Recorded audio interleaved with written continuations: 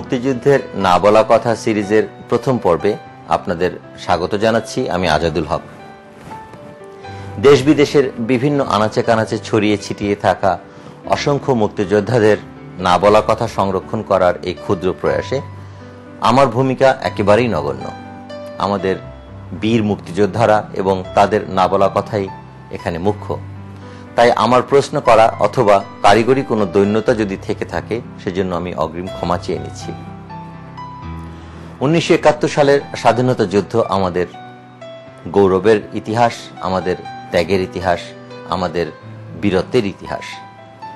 স্বাধীনতা যুদ্ধের দীর্ঘ 7 বছর পর 1978 সালের জানুয়ারি মাসে গণপ্রজাতন্ত্রী বাংলাদেশ সরকারের তথ্য মন্ত্রণালয়ের অধীনে জনাব হাসান হাফিজুর রহমানের সম্পাদনায় কাজ শুরু হয় স্বাধীনতা যুদ্ধের দলিল সংরক্ষণ প্রকল্প।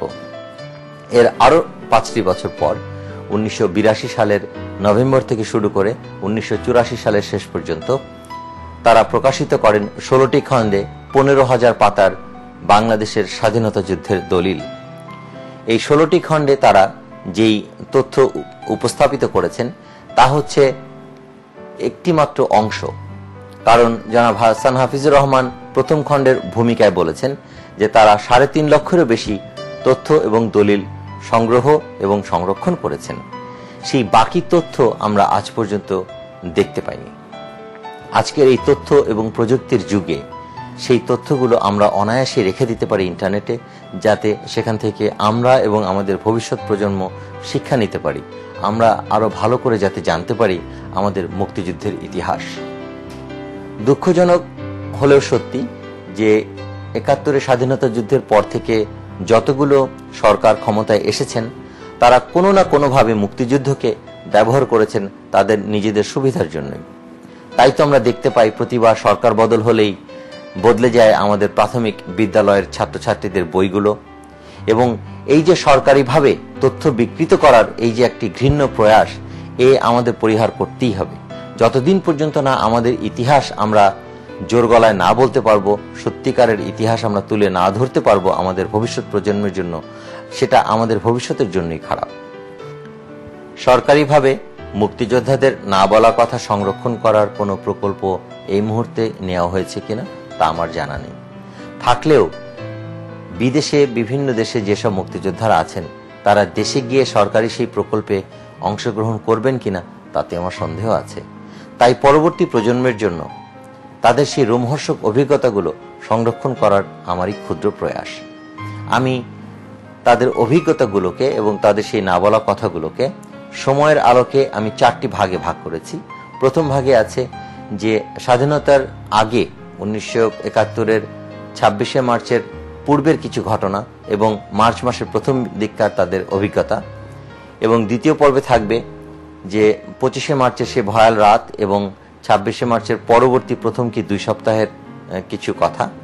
তৃতীয় পর্বে আমি তাদেরকে জিজ্ঞেস করেছি যে তাদের সেই মুক্তিযুদ্ধের ট্রেনিং এবং তখনকার সেই অভিজ্ঞতার কথা, তারা কোন ধরনের অস্ত্রে তারা ট্রেনিং নিয়েছেন, তারা কোথায় ট্রেনিং নিয়েছেন, কিভাবে তারা সেই ট্রেনিং ক্যাম্পে ছিলেন তার কথা। এবং চতুর্থ পর্বে আমি তাদেরকে জিজ্ঞেস করেছি যে তাদের যুদ্ধের সেই অভিজ্ঞতার কথা, তারা কোন কোন যুদ্ধে অংশগ্রহণ করেছেন, তাদের সহযোদ্ধাদের কথা, এবং পরিশেষে 16ই ডিসেম্বরে তাদের বিজয়ের সেই অভিজ্ঞতার কথা। আজ আমরা যার মুখ থেকে মুক্তিযুদ্ধের না বলা কথা শুনব তিনি হচ্ছেন চট্টগ্রামের একজন বিশিষ্ট মুক্তিযোদ্ধা জনাব কামরুল ইসলাম।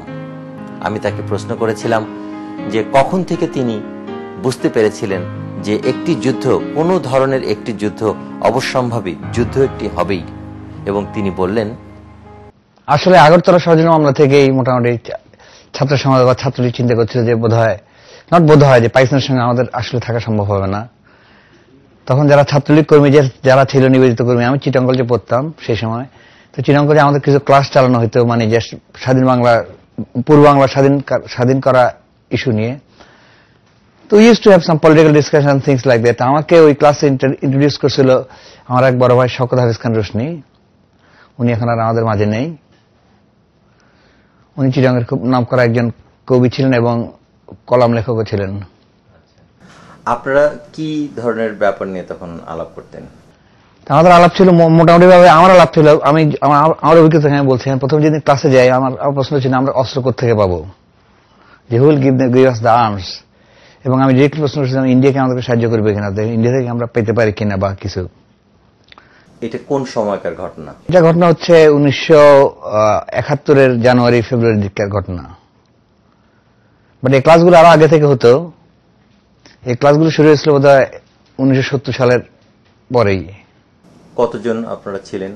আমরা ক্লাসে মোটামুটি 10-15 জন মতো যেতাম। আমরা অবশ্য সবাইকে নিতে পারতাম না, মানে যাদেরকে ট্রাস্ট করা যায়, তখন তো আগাতোর ষড়যন্ত্র মামলা চলছিল অলরেডি। তো আমাদের ভিতরে যদি কোনো বিশ্বাসঘাতক থেকে থাকে যার জন্য, এবং এই সমস্ত কথাবার্তাগুলো সব আসতো মোটামুটি আমাদের ছাত্রলীগে, যারা ছাত্রলীগের সঙ্গে পরিচিত এবং যারা জানেন, শের আলম খানের নাম সবাই জানেন, কারণ শের আলম খান একজন খুব নিবেদিত কর্মী এবং ছিলেন, কি বলে, প্রজ্ঞাধারী লোক ছিলেন। তো আমি একটা গল্প বলছি শের আলম খান সম্পর্কে। যখন শেখ মুজিবকে মুক্তিযুদ্ধের সময় অ্যান্থনি মাসকারনাস বোধহয় ইন্টারভিউ করছিল, জিজ্ঞেস করে তোমার অ্যাডভাইজারকে, so Sheikh Mujib pointed to Sher Alam খান।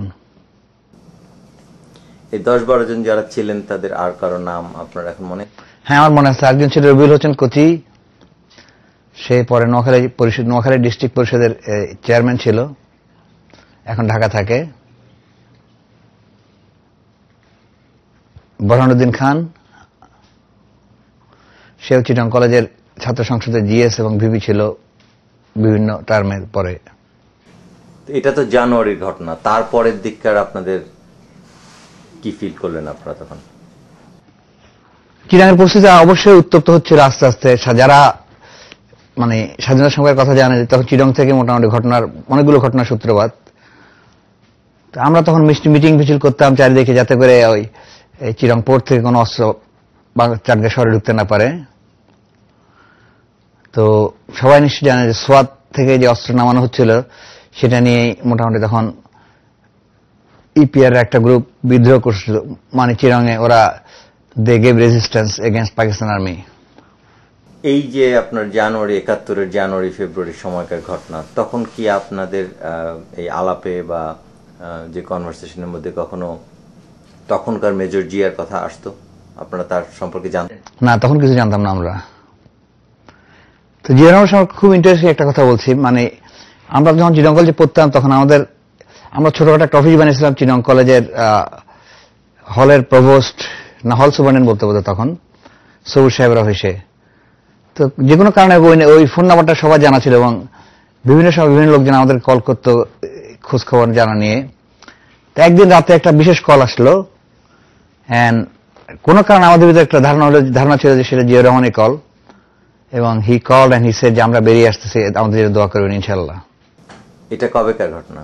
এটা হচ্ছে মার্চের 25-26 তারিখের ঘটনা। কিন্তু জানুয়ারি ফেব্রুয়ারির সময়কার যে ঘটনাটা আপনারা যখন ইনভলভ ছিলেন, তখন অবশ্য জিয়াউর রহমানের না, জিয়াউর রহমান তখন জিয়াউর রহমানের কোন নাম কোথাও আসেনি। জিয়াউর রহমান অবশ্য আর্মিতে ছিল, কেন জিয়াউর রহমানের গল্পটা আমি আবার নিয়ে আসি কিভাবে জিয়াউর রহমান হয়েছিল।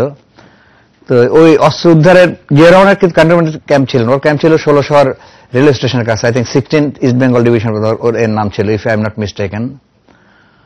তো জিয়াউর রহমান যাচ্ছিল পোর্টে ডিউটি দিতে, যাতে পাকিস্তান আর্মি মাল খালাস করতে সুবিধা হয়।